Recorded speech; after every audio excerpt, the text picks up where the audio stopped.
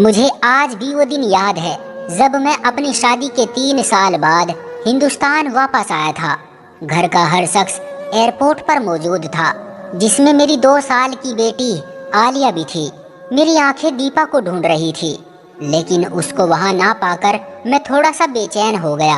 घर वालों से मिलकर आलिया को गोद में लिया तो वो जोर जोर से रोने लगी। राजीव, लाओ इसे मुझे दे दो, दीदी की आवाज़ आई। तो फौरन ही मैंने दीपा का पूछ लिया, दीदी, दीपा क्यों नहीं आई मुझे लेने, और फिर इतनी छोटी सी बच्ची को भी भेज दिया। राजीव, तुम परेशान मत हो, वो घर पर तुम्हारे लिए खाना बना रही है। वो कौन सा रोज रोज काम करती है, आज सब लोग तुम्हें मिलने आए हैं तो इसलिए खाना बना रही है। मैं दीदी की बात सुनकर खामोश हो गया। एयरपोर्ट से घर तक कोई 1 घंटे का सफर था। मैं पूरा रास्ता आलिया से खेलता रहा। अब वो मुझे देखकर हंस रही थी। सब कुछ अच्छा सा लग रहा था, लेकिन दिल उदास था। काश दीपा भी आ जाती। 3 साल हो चुके हैं उसे देखे। क्या खाना ज्यादा जरूरी था, मिलना नहीं? मेरे दिल में कुछ अजीब अजीब से सवाल उठ रहे थे। खैर, घर के दरवाजे पर पहुंचे तो दीपा पहले से ही गाड़ी की आवाज सुनकर वहां पहुंच चुकी थी। दूर से देखा तो दिल चाहा जाकर मिल लूं, लेकिन नहीं, बस दूर से ही मुस्कुरा दिया और वो हल्की सी मुस्कुराहट के बाद पानी लेने चली गई। पूरा दिन मेहमानों का आना जाना चलता रहा। घर वाले बहुत खुश थे। मेरे दोस्त भी मिलने आ रहे थे। दीपा किचन से निकल ही नहीं पा रही थी। कभी किसी को चाय पेश करती और कभी किसी को खाना देती। मानो यूं लग रहा था जैसे मेरी दीपा तो कहीं खो सी गई है। शाम हुई तो मेहमानों का रस कुछ कम हुआ। सब खाना खाने में बिजी थे। सोचा दीपा की कुछ मदद करूं। सुबह से बस काम में ही लगी है। अभी उठा ही था कि मम्मी ने बुला लिया, राजीव, मेरे पास आकर बैठ जाओ। जी मम्मी, दीपा से कुछ बात करनी है, आ रहा हूँ। उसे छोड़ो, काम खत्म करके खुद ही आ जाएगी। वैसे भी कौन सा काम करती है, आज ही तो करने लगी है, उसे करने दो। मैं हैरान था क्योंकि दीपा के बारे में मैं ये दूसरी बार सुन रहा था। दीपा के खिलाफ कहीं ना कहीं आग मेरे दिल में लग चुकी थी। सुबह जब दीदी ने दीपा को काम ना करने का सुनाया और साथ में मम्मी भी दीपा को डांटने लगी तो मैं भी चुप करके बैठ गया और सोचने लगा कि शायद मम्मी ठीक कह रही होगी। आखिर वो मेरी माँ है, गलत कैसे कह सकती है। रात को जब सब सोने चले गए तो दीपा से कुछ बात करने का मौका मिला। दीपा, इतनी चुप क्यों रहती हो?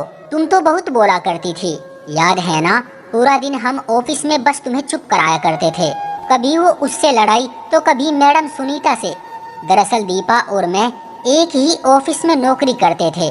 दीपा मुझे पहले दिन से ही पसंद आ गई थी।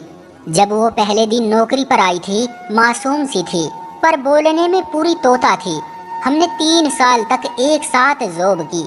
फिर मुझे बाहर जाने का मौका मिला तो जॉब छोड़ दी, लेकिन आपको कभी नहीं बोला, तुमको अपनाना चाहता था। तभी माँ को राजी किया, जो कि इंतहाई मुश्किल काम था, और फिर आखिरकार हम एक हो ही गए। मैं बस 1 महीने के लिए ही अपनी शादी पर आ सका। शादी के बाद इधर उधर दावत और घूमना फिरना लगा रहा। पूरा महीना गुजर गया, पता ही न चला। राजीव, वो मैं बस दीपा ने अभी इतना ही कहा था कि आलिया ने रोना शुरू कर दिया। दीपा उसको चुप कराने और सुलाने में लग गई। मेरी आंख कब लगी पता ही न चला। सुबह आलिया के रोने की आवाज से मेरी आंख खुल गई। दीपा यार, आलिया को देखो, ये क्यों रो रही है? पर आलिया की मुसलसल आवाज से आखिर मैं उठ ही गया। दीपा कहाँ हो यार? ये कहते हुए मैं आलिया को लेकर कमरे से बाहर आया तो फिर दीपा को किचन में ही पाया। चने कम पड़ गए हैं, दीपा चने और लाना। मम्मी की आवाज मेरे कानों में पड़ी तो कुछ देर रुक सा गया। सब लोग खाने की मेज पर थे सिवाय दीपा के। मम्मी ने मुझे देखा तो बुला लिया, आ जाओ बेटा, नाश्ता तैयार है। देखो तुम्हारे सब बहन भाई मौजूद हैं। मम्मी, दीपा कहाँ है? आलिया को भूख लगी है। तभी दीदी बोली, आलिया को मुझे दे दो, तुम फ्रेश हो जाओ, इसे मैं देखती हूँ। आज फिर दीपा किचन में अकेली और पूरा खानदान, जिसमें कम से कम 20 लोग तो होंगे, खाने में बिजी थे। मम्मी तो कह रही थी कि दीपा कोई काम ही नहीं करती, बस कल ही किया था, तो फिर ये क्या था? दीपा, अपना और मेरा खाना बाहर ले आओ। शायद मेरी बात किसी को भी अच्छी नहीं लगी थी, पर कुछ ऐसा भी था जो मुझे भी अच्छा नहीं लग रहा था। सुबह से दोपहर, दोपहर से शाम दीपा का बस एक ही काम था कि वो हर किसी की ख्वाहिश पूरी करने में लगी रहती। मैं समझ चुका था कि दीपा इतनी चुप क्यों हो गई है। मेरे घर में आ जाने के बाद दीपा के चेहरे पर फिर से कुछ बदलाव आना शुरू हुआ था। शायद मेरे जाने के बाद सब उस पर हावी हो जाएंगे, तभी वो थोड़ा सहम चुकी है। वक्त गुजरता रहा, अब वो काम छोड़ भी दिया करती थी या मुझसे कह देती और मैं खुशी से उसकी मदद को उठ जाता। आज मम्मी की आवाज आई कि दीपा नाश्ता बना दो। नेहा आई है। नेहा मेरी दीदी का नाम था, जिनकी शादी हमारे घर के करीब ही बाबा के दोस्त के लड़के से हुई थी। दीदी तकरीबन रोज ही हमारे घर आ जाया करती थी। दीपा की कमर में शदीद दर्द था। मेरे मना करने के बावजूद वो किचन में गई और नाश्ता तैयार करने लगी। क्योंकि आलिया अभी सो रही थी, इसलिए मैं दीदी से बातें करने में मसरूफ हो गया। दीदी हम सब बहन भाइयों से बहुत प्यार करती थी और हम सब उनको बहुत पसंद करते थे। राजीव, प्लीज खाना लगवा ले मेरे साथ में। हाँ ठीक है। मैं सर हिलाकर उठ खड़ा हुआ और दीपा की मदद करने लगा। ये बात किसी को भी अच्छी नहीं लगी। जब नाश्ते से फारिग हो गए और दीपा भी आलिया को लेकर कमरे में चली गई, तब दीदी और मैं एक दूसरे से बातें करने में मसरूफ हो गए। राजीव, तुम जानते हो मैं तुम लोगों से बहुत प्यार करती हूँ। कभी ऐसा नहीं चाहती कि तुम लोग खुश न रहो, लेकिन मेरी कुछ नसीहतों पर अमल करोगे तो सुखी रहोगे। आगे तुम्हारी मर्जी, मैं तुम पर जबरदस्ती तो नहीं कर सकती। जी जी दीदी, आप बोले। आपको मालूम है कि हम सब बहन भाई आपकी और मम्मी की बात को जरूर अहमियत देते हैं। राजीव, तुम अपनी बीवी की मदद जरूर किया करो, लेकिन इस हद तक जब तक कि तुम्हें कोई ना देखे। अच्छा सा नहीं लगता तुम बर्तन उठा रहे हो और औरतों वाले काम कर रहे हो। जो आदत तुम आज उसको डालोगे कल वही रहेगी। जो उसके काम है उसको करने दिया करो, आखिरकार वो आहिस्ता आहिस्ता कर ही लेगी। लेकिन अगर आदत बन गई तो फिर तुम्हें हमेशा ही उसकी मदद करनी पड़ेगी। दीदी की बात मेरे दिल को लगी। दिन गुजरते रहे, दीपा मुसलसल काम में लगी रहती। कभी मेरा दिल चाहता तो बस आलिया के लिए दूध बना देता, उससे ज्यादा कुछ नहीं। मम्मी नहीं चाहती थी कि मैं वापस दूसरे मुल्क जाऊं, बस फिर वही रह गया।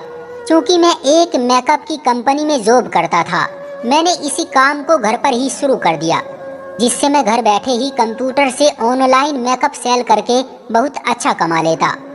वक्त गुजरता गया, सब कुछ नॉर्मल था। मैंने कभी गौर ही नहीं किया कि दीपा क्या करती रहती है। जब मेरे 3 बच्चे हुए तो गुजारा थोड़ा मुश्किल हो गया। मेरी दोनों बेटियां तो स्कूल जाया करती थी, लेकिन बेटा अभी छोटा था। तभी मैंने और दीपा ने एक फैसला किया कि हम बच्चों को बेहतर शिक्षा देने के लिए शहर शिफ्ट हो जाते हैं। वहाँ दीपा नौकरी कर लेगी और मैं घर बैठे अपनी चीजों को सेल कर लूँगा। दीदी से मशवरा किया तो उन्होंने भी उसकी हामी भर ली कि ठीक है, बस मम्मी को मत भूल जाना। मेरी तो ख्वाहिश थी कि मम्मी को साथ ले जाऊं, लेकिन मम्मी अपनों को छोड़कर जाने के लिए तैयार न थी। वो बड़े भाई के साथ रहने लगी। अब जिंदगी बेहद मसरूफ थी। मैं पूरा दिन शाम तक ऑर्डर ही लेता और उनको उनके पते पर भिजवा देता। दीपा जॉब में बिजी थी और बच्चे पढ़ाई में। एक दिन दीपा जॉब से आई तो शायद कुछ ज्यादा ही थक गई थी, आते ही सो गई और हम सब भूखे ही रह गए। दीपा थोड़ा बीमार रहने लगी थी। अब जब वो जॉब से वापस आती तो पहले की तरह चुस्त और ठीक महसूस न होती। अब दोपहर के खाने के साथ साथ हम रात का खाना भी होटल से मंगवा लेते। दीपा रोज कहती कि राजीव, मुझे डॉक्टर के पास ले जाओ, और मैं रोज काम की वजह से ना जा पाता। सालों साल यूं ही गुजरते रहे, ना मुझे टाइम मिला, ना दीपा की बीमारी ठीक हुई। नहीं मालूम उसे क्या हुआ था। फिर एक दिन ऐसा आया जब मैं खूब बीमार हुआ। पेट के दर्द ने जैसे मेरी जान निकाल दी हो। सिवाय दीपा के मेरे पास कोई नहीं था। आखिर मेरे घरवाले भी तो हैं, उन्होंने मेरा ख्याल क्यों नहीं रखा। एक दफा फिर मुझे एहसास हुआ कि मैं दीपा के साथ बहुत गलत कर जाता हूँ, लेकिन ये एहसास शायद कुछ दिनों का होता था। फिर से वही जिंदगी जिसमें मेरी ख्वाहिश होती कि दीपा जॉब से वापस आकर खाना बनाए और पूरे घर को संभाले, और जब बात मेरी मदद की आती तो मैं अपनी थकान को आगे ले आता। और दीदी की कही वो बात कि पत्नी की ज्यादा मदद ना करना वरना सारी जिंदगी ही करनी पड़ेगी मेरे दिमाग में मौजूद थी। दीपा और मैंने लड़ना शुरू कर दिया। कभी वो टाइम ना देने पर मुझसे लड़ती और कभी मैं खाना ना बनाने पर, और कभी तेरे घर वाले और कभी मेरे घर वाले। बस यूं ही तू मैं करके वक्त गुजरने लगा। कभी मान जाते, कभी लड़ने लगते। आज मैं बहुत उदास हूँ। दीपा हॉस्पिटल में है, उसको ड्रिप लगी है और मैं खुद को काफी तन्हा महसूस कर रहा हूँ। बस मैं और मेरे बच्चे, और कोई नहीं है। मेरे घर वाले दीपा से हाल चाल पूछकर जा चुके हैं। सिवाय दीपा की मम्मी के और कोई नहीं जो इस वक्त इसके लिए बेचैन हो। मुझे आज वो दिन याद आते हैं कि क्यों हम लड़ते थे, अपना वक्त जाया करते थे। क्यों मेरी दीदी ने मुझे ये नहीं कहा कि राजीव अपनी पत्नी की मदद किया करो। क्यों मैं दीपा को हर दफा गलत कह देता था और बस मुझे यही लगता था कि ये बस काम से भागने के चक्कर में रहती है। क्यों हर दफा मैं अपने घर वालों की बात को सही समझता था। मैंने और मेरे घर वालों ने दीपा को बदल डाला था। वो दीपा जो जिंदगी जिया करती थी, मैंने उसकी खुशियाँ अपने तानों से खत्म कर डाली थी। मैं उसका ख्याल तो बहुत अच्छे से रखता था, लेकिन सिर्फ पैसों की हद तक। दीपा, तुम वापस आ जाओ, मैं तुम्हारे बिना नहीं जी सकता। तुम मेरी जिंदगी की साथी हो, मुझे तुम्हारे साथ की आदत है। बस ठीक हो जाओ यार। मुझे आज समझ आया कि वो तो खाना भी नहीं बनाती थी, फिर क्यों थक जाया करती थी। सिर्फ खाना बनाना घर के कामों में शामिल नहीं होता, और भी बहुत कुछ होता है। आजकल मैं भी खाना बाहर से मंगवाता हूँ और फिर भी बहुत थक जाता हूँ। पूरा दिन मैं 5 मिनट का आराम नहीं कर सकता। दीपा, तुम सच कहती थी कि राजीव दुनिया की नजरों में सिर्फ मर्द ही क्यों थकते हैं। आखिर औरत क्यों नहीं थक सकती? उसको इजाजत क्यों नहीं होती कि वो अपनी थकान को बयान कर सके? मैं अपने भाइयों से ये जरूर कहना चाहूँगा कि जो गलती मैंने की है, आप लोग कभी मत करना। अपनी पत्नियों के लिए टाइम निकालो, उनके भी नखरे उठाओ, क्योंकि ये इन सब को पसंद करती है। और अगर तुम चाहते हो कि तुम्हारी पत्नी हमेशा जवान और हंसी रहे, तो उसकी तारीफ किया करो। जो मर्द ज्यादा गुस्सा करते हैं, उनकी पत्नियां जल्द बीमार और बूढ़ी होना शुरू हो जाती है। और एक बहुत अहम बात, हमारे घर वाले जितना हमसे प्यार करते हैं, उतना हमारी पत्नी से नहीं कर सकते। लिहाजा पत्नी आपकी है, ना कि मोहल्ले वालों की, और उसने आपके घर को संभालना होता है। लिहाजा उसको और भी ज्यादा मजबूत बनाने के लिए आपके प्यार और मदद की जरूरत पड़ती है। अपनी बीवियों की उनके काम में मदद किया करो, ताकि अगर वो थके भी तो आपका साथ उसका सहारा बन जाए और आपका घर हमेशा स्वर्ग बना रहे। दोस्तों, आपका इस कहानी के बारे में क्या कहना है? कमेंट में अपनी राय का इजहार जरूर करें। वीडियो को लाइक कर दीजिए और इसी तरह की कहानियां लगातार देखने और सुनने के लिए चैनल को सब्सक्राइब करके घंटी को दबाकर ऑल पर सेट कर लीजिए, ताकि आने वाली वीडियो का नोटिफिकेशन आपके पास तुरंत पहुंचे। मैं मिलता हूं आपसे अगली वीडियो में, तब तक के लिए धन्यवाद।